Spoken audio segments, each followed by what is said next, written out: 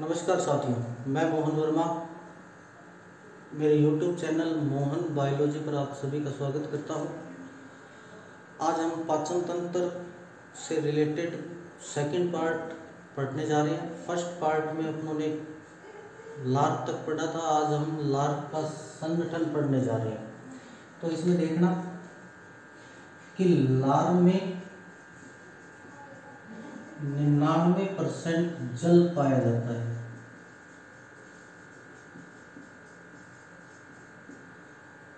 लार्व में ptyalin enzyme पाया जाता है। इसी टाइलिन एंजाइम को लार्व एमाइलेज एंजाइम भी कहा जाता है।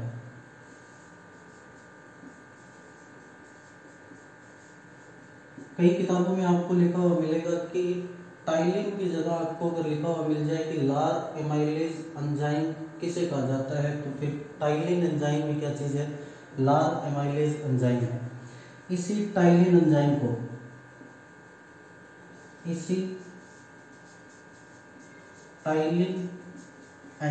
को स्टार्च पाचन एंजाइम भी कहते हैं। क्यों कहते हैं? क्योंकि यह स्टार्च का पाचन करता है। टाइलिन एंजाइम करता क्या चीज है? तो स्टार्च को जो टाइलिन एंजाइम है वो इसे माल्टोज में कन्वर्ट करने का काम करेगा। कि टाइलिन एंजाइम जो है वो स्टार्च को किसके अंदर बदल देगा? तो आपने क्या चीज बताना है? माल्टोज के अंदर बदल देता है। ऐसा भी कहा जाता है कि टाइलिन एंजाइम लगभग 30% कार्बोहाइड्रेट का पाचन करता है। कि मुख गुहा के बारे में अपने पढ़ रहे हैं, तो मुख गुहा के अंदर क्या चीज है? लार है। तो लार के अंदर क्या चीज है? टाइलिन एंजाइम है। जो टाइलिन एंजाइम है वो लगभग 30% कार्बोहाइड्रेट का मुख गुहा के अंदर ही क्या चीज कर देता है? पाचन कर देता है। एक बार फिर से देख लो कि लार में 99% जल है। लार के अंदर एक एंजाइम टाइलिन पाया जाता है और इसी टाइलिन एंजाइम को अपने लार्व एमाइलेज एंजाइम भी बोलते हैं और इसी एंजाइम को स्टार्च पाचन एंजाइम भी कहा जाता है, क्योंकि यह स्टार्च का पाचन करता है। स्टार्च जो है वो टाइलिन स्टार्च को किसके अंदर कन्वर्ट कर देगा? तो माल्टोज के अंदर कन्वर्ट कर देगा। और टाइलिन एंजाइम जो है वो लगभग 30% कार्बोहाइड्रेट का क्या चीज कर देता है? मुख गुहा के अंदर ही पाचन कर देगा। तो आप इसका स्क्रीनशॉट ले लीजिए, फिर अपने थोड़ा आगे चलते हैं इससे।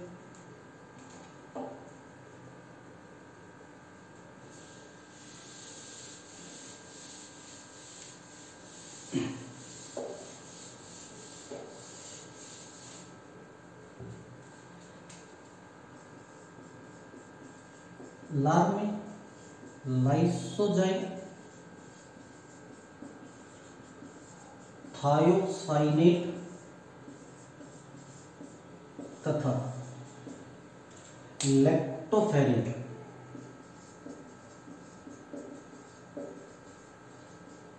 एंजाइम पाए जाते हैं।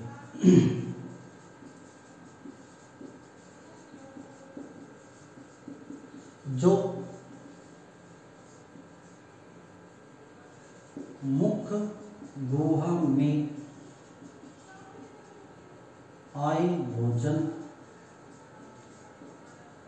के अंदर के जीवाणु को मारने का काम करते हैं। कि लार के अंदर और क्या चीज है, तो लार में लाइसोजाइम है, थायोसाइनेट है तथा लैक्टोफेरिन एंजाइम पाए जाते हैं, जो क्या चीज करते हैं कि मुख गुहा के अंदर जो भोजन आया है उस भोजन में जो जीवाणु प्रवेश कर जाते हैं। यानी जैसे अपने भोजन खाते हैं तो कुछ बैक्टीरिया जो है वो क्या चीज कर जाते हैं, अभी भोजन के साथ मुख के अंदर प्रवेश कर जाते हैं, तो फिर उन बैक्टीरिया को जो मारने का काम है वो लाइसोजाइम, थायोसाइनेट तथा लैक्टोफेरिन का है। उसके बाद इसके अंदर अपनी बात करें तो लार में म्यूकस पाया जाता है, जो लार का प्रमुख घटक है। इसका कार्य मुख गुहा के कोमल पार्ट को सुरक्षित करना है। यानी लार के अंदर एक पदार्थ है, यानी एक प्रमुख घटक है जिसका नाम क्या चीज है, म्यूकस। तो म्यूकस का जो काम है वो मुख गुहा के कोमल पार्ट को क्या चीज करता है, सुरक्षित करता है। यानी मुख गुहा के अंदर जो कोमल लाइनिंग है अपनी, उस लाइनिंग को क्या चीज प्रोटेक्ट करने का जो काम है वो किसका होता है, तो आपने क्या चीज बताना है अभी कि म्यूकस का जो कार्य है वो लार का प्रमुख घटक है। और म्यूकस का कार्य क्या चीज है, तो मुख गुहा के अंदर जो कोमल पार्ट है उसको क्या चीज करेगा, सुरक्षित करने का काम करेगा। नेक्स्ट क्या चीज है, तो लार में कुछ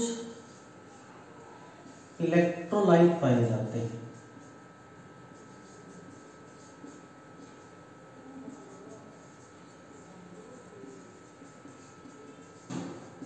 जैसे सोडियम आयन,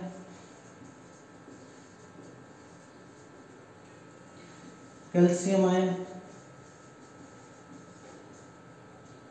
पोटेशियम आयन और क्लोराइड आयन और मैग्नीशियम आयन।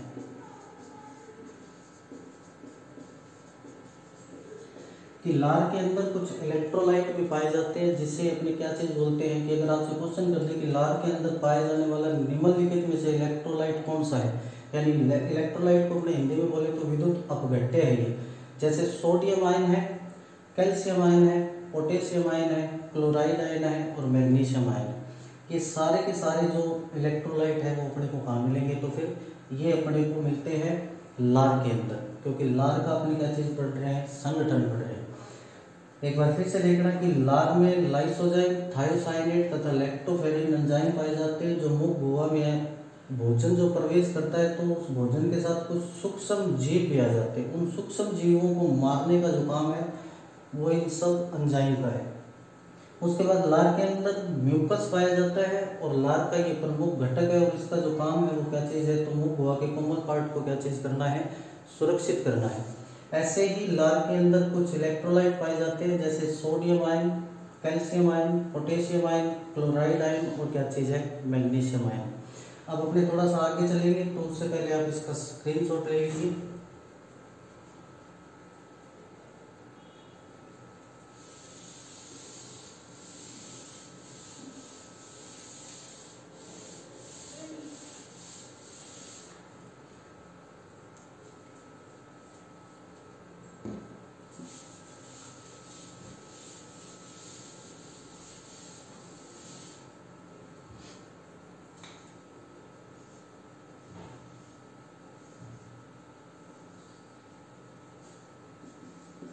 लार में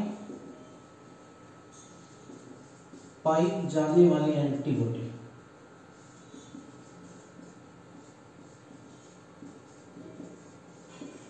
बॉडी का अगर नाम पूछे आपने तो बताना है IgA टाइप। कि लार के अंदर जो एंटीबॉडी पाई जाती है वो कौन सी है, तो आपने क्या चीज बताना है कि लार के अंदर जो एंटीबॉडी पाई जाती है उसे IgA टाइप नाम दिया गया है। और ये क्वेश्चन RAS में पूछा जा चुका है कि लार के अंदर पाई जाने वाली एंटीबॉडी कौन सी है, तो लार के अंदर जो एंटीबॉडी पाई जाती है वो कौन सी है, तो IgA टाइप एंटीबॉडी पाई जाती है।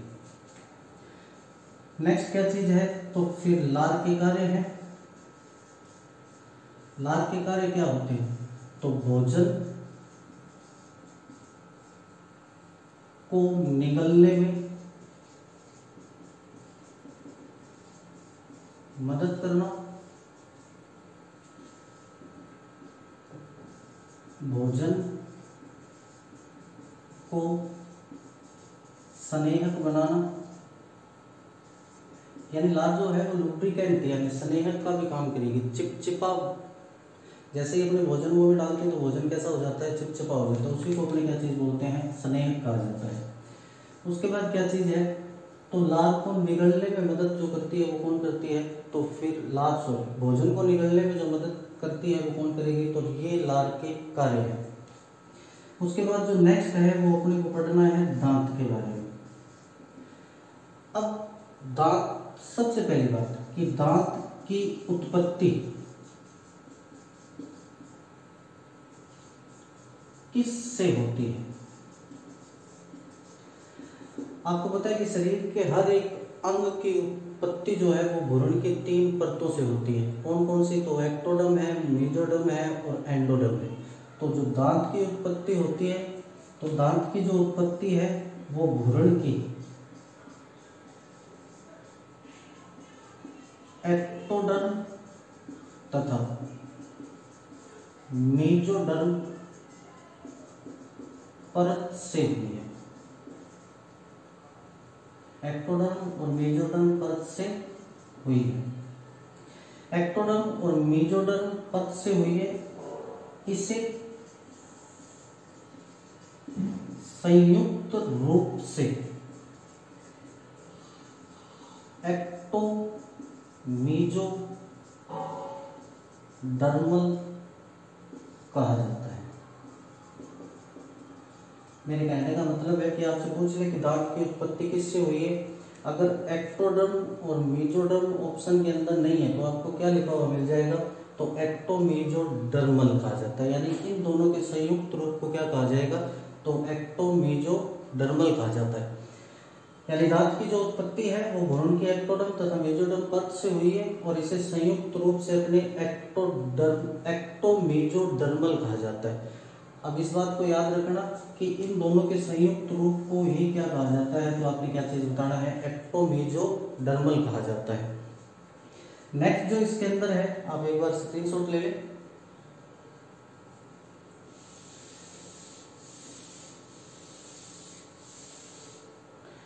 नेक्स्ट जो है वो दांत के भाग हैं। अब दांत के जो भाग हैं वो 3 होते हैं। कौन कौन से हैं, तो फर्स्ट इसके अंदर आता है क्राउन, सेकंड जो इसके अंदर आता है उसको बोलते हैं अपने नेक, और थर्ड जो पार्ट आता है उसको अपने बोलते हैं रूट। क्राउन क्या चीज है, तो आपने बताना है ये दांत का दृश्यमान भाग है। यानी जो दांत आपको दिखता है, यानी जो व्हाइट कलर का दांत आपको दिख रहा है, उसी पार्ट को अपने क्या चीज बोलते हैं, क्राउन का नाम दिया गया है। नेक्स्ट जो है वो नेक है। नेक पार्ट कहाँ मिलेगा आपको, तो ये मसूड़ों के नीचे पाया जाता है। रूट कहाँ मिलेगा, तो ये गर्त में धसा हुआ भाग है। गर्त में धसा हुआ भाग का मतलब क्या चीज है, कि जैसे अपने बचपन में दांत टूट जाते हैं, तो बचपन में जब दांत टूटते हैं तो अंदर एक खड्डा बन जाता है जिसमें जीभ घुमाई होगी आपने आराम से, ठीक है। वो जो गर्त के अंदर दांत धसा हुआ है उस दांत को अपने क्या चीज बोलते हैं, तो रूट कहा जाता है। नेक्स्ट क्या चीज है इसके अंदर, तो क्राउन पर इनेमल की परत पाई जाती है। अब क्राउन के ऊपर क्या चीज है, इनेमल की परत पाई गई है, और इनेमल की जो उत्पत्ति है वो एक्टोडर्म से होती है। कि क्राउन यानी इनेमल की जो उत्पत्ति है वो किससे हुई है? एक्टोडर्म से हुई है। यानी दांत का, मैंने आपको बोला कि दांत की जो उत्पत्ति है वो एक्टोडर्म और मेसोडर्म परत से हुई है, लेकिन दांत के अंदर जो क्राउन भाग है उसके ऊपर इनेमल की परत है, और इनेमल की जो उत्पत्ति है वो किससे हुई है? एक्टोडर्म से हुई है। अब इनेमल को छोड़कर दांत के शेष भाग की जो उत्पत्ति है वो मेसोडर्म से होती है।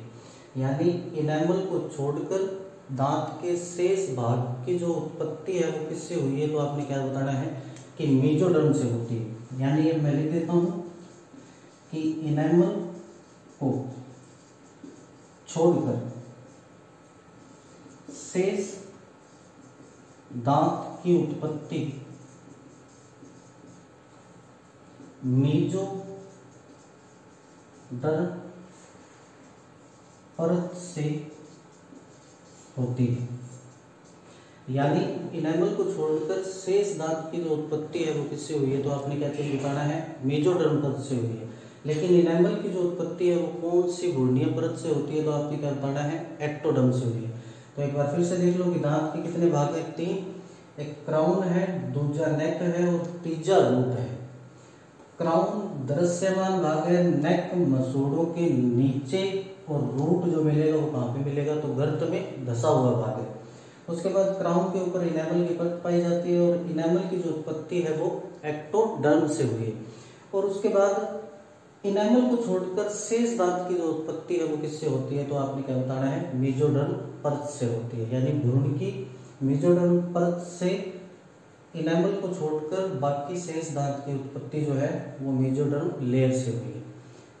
आप इसका स्क्रीनशॉट ले लें, फिर अपने आगे चलते हैं थोड़ा सा।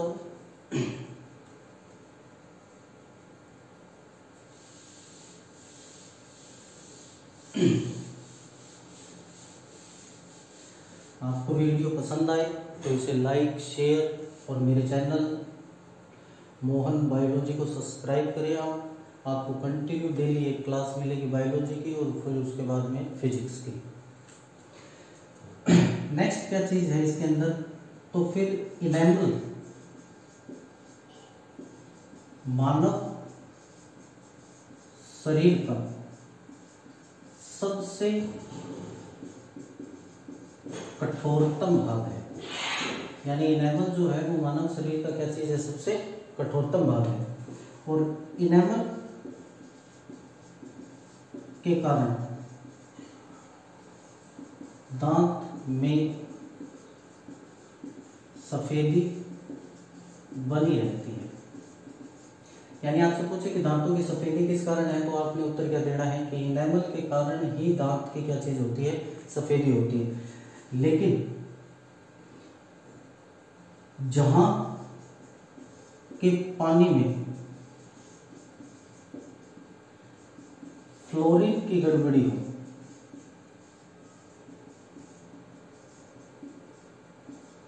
वहां के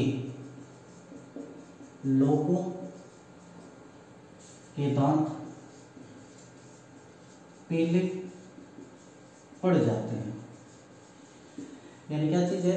हर जगह नहीं, यानी जहाँ के पानी के अंदर फ्लोरीन की अगर गड़बड़ी हो जाए, यानी जितनी मात्रा पानी के अंदर फ्लोरीन की होनी चाहिए उससे अगर कम हो जाए या ज़्यादा हो जाए, तो फिर वहाँ के लोगों के जो दांत हैं उस दांतों के ऊपर पीले रंग की क्या हो जाती है? धब्बे पड़ जाते हैं, और वो फिर ताजिंदगी भर क्या नहीं होते? साफ नहीं होते। क्यों? क्योंकि पानी की गड़बड़ी, पानी के अंदर फ्लोरीन की गड़बड़ी हो रही है। फ्लोरीन की गड़बड़ी के कारण दांतों का कलर जो है वो कैसा पड़ जाता है? तो आपने क्या बताना है? पीले रंग का पड़ जाएगा। नेक्स्ट इसके अंदर क्या चीज है? तो इनेमल का निर्माण एमिलो ब्लास्ट कोशिकाओं से होता है। यानी इनेमल का जो निर्माण है वो किससे होगा? तो आपने क्या चीज बताना है कि इनेमल का जो निर्माण है वो अमीलोब्लास्ट कोशिकाओं से होता है। और ये भी क्वेश्चन पूछा जा चुका है कि इनेमल का निर्माण मानव शरीर की कौन सी कोशिकाओं से होता है? तो आपने क्या चीज बताना है कि इनेमल का जो निर्माण है वो मानव शरीर की अमीलोब्लास्ट कोशिकाओं से होता है।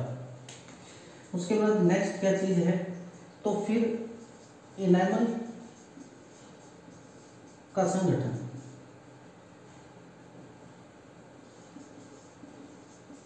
अब इनेमल का संगठन यानी इनेमल का संगठन के बारे में अपने बताएंगे। तो इसके अंदर कैल्शियम कार्बोनेट तथा कैल्शियम फास्फेट तथा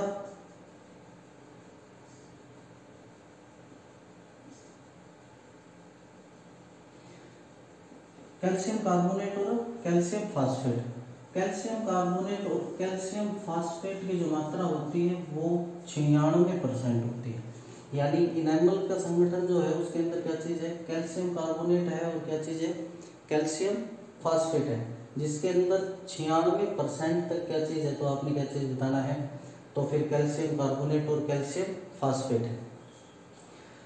तो इनेमल क्या चीज़ है, एक बार फिर से रिवाइज कर लो कि इनेमल मानव शरीर का सबसे कठोरतम भाग है और इनेमल के कारण दांत की क्या चीज़ रहती है, भी सफ़ेदी बनी रहती है। और जहाँ के पानी में फ्लोरीन की गड़बड़ी हो वहाँ के लोगों के दांत क्या चीज़ पड़ जाएंगे, पीले पड़ जाएंगे।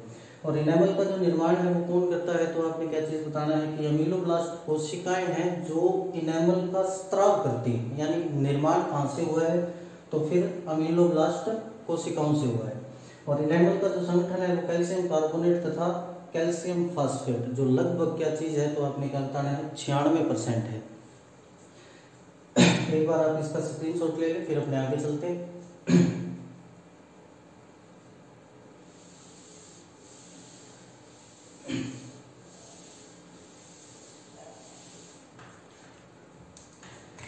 नेक्स्ट जो इसके अंदर है वो सेकंड पार्ट है और उसको क्या है, फर्स्ट पार्ट क्राउन है और सेकंड कौन सा है, तो क्या चीज बताओगे आप, तो सेकंड पार्ट को बोला जाता है नेक। नेक कहाँ पाया जाता है, तो यह है मसूड़ों के नीचे पाया जाता है। यानी मसूड़ों के नीचे जो पार्ट पाया जाता है उसको अपने क्या चीज बोलते हैं, तो नेक के नाम से जाना जाता है। और तीसरा पार्ट क्या चीज है इसके अंदर, तो फिर रूट है। और रूट कहाँ मिलता है, तो गर्त में धसा हुआ भाग है। कि गर्त में धसा हुआ भाग कौन सा है, तो आपने क्या चीज बताना है, रूट है। अब इनेमल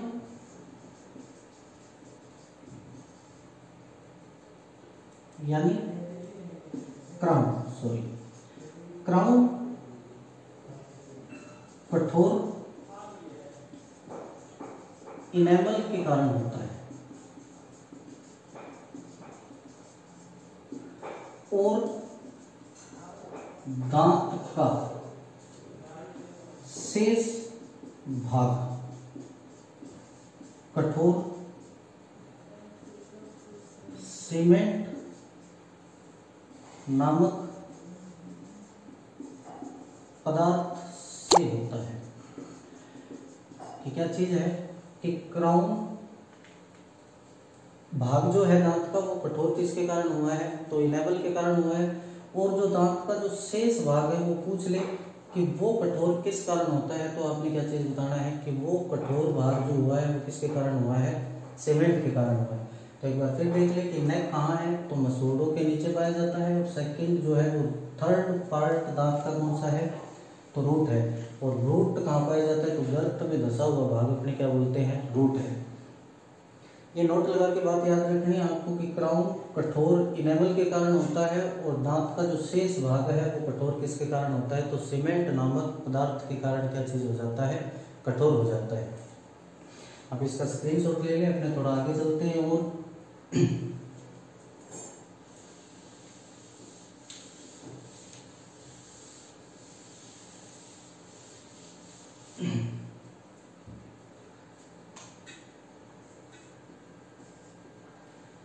इसके अंदर नेक्स्ट क्या चीज है कि दांत की प्रत्येक गुहा को मज्जा गुहा कहा जाता है, कि दांत की जो प्रत्येक गुहा है उसको क्या चीज बोलते हैं, अपने मज्जा गुहा के नाम से जानते हैं। नेक्स्ट, दांत के प्रकार हैं, और दांत के प्रकार कितने होते हैं, तो आप सबको पता है कि दांत के प्रकार कितने हैं, तो 4 प्रकार के अपने पास दांत हैं। फर्स्ट कौन सा है, तो कृंतक। सेकंड कौन सा होता है, तो रदनक। थर्ड कौन सा होता है, तो अग्र चवर्णक। और फोर्थ कौन सा होता है, तो फिर चवर्णक।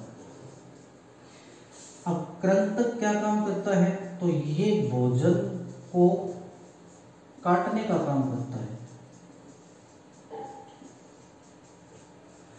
रदनक जो है वो भोजन को चीरने या फाड़ने का काम करता है। ऐसे यज्ञ चवर्णक और चवर्णक दांत जो है वो क्या करते हैं, तो भोजन को चबाने और पीसने का काम करते हैं। इन दांत के 4 प्रकार हैं अपने पास, एक कृंतक है, दूसरा रदनक है, तीसरा अग्र चवर्णक है, और चौथा कौन सा है, चवर्णक है।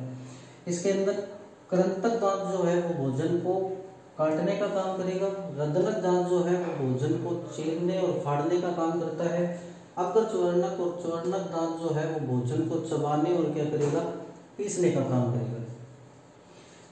अब इसके अंदर अपने देखेंगे कि कृंतक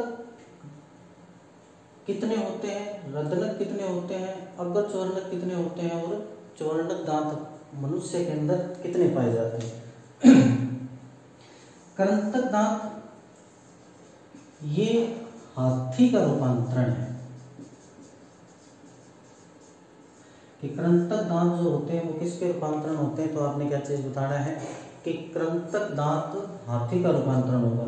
कौन सा कृंतक, क्योंकि अपने जबड़े 2 हैं, ऊपर भी कृंतक हैं और नीचे भी कृंतक है, तो कृंतक दांत जो होते हैं वो हाथी का जो रूपांतरण होता है वो ऊपरी कृंतक होता है, कि हाथी का जो रूपांतरण होगा वो कौन सा होगा, तो आपने क्या चीज बताना है, ऊपरी कृंतक होगा। आपने कई लोगों के अंदर देखा होगा कि ऊपर के 2 दांत जो हैं वो कहाँ पे लगे होते हैं, नीचे वाले होठ पर, और वो इंसान बहुत ही अच्छे लगते हैं।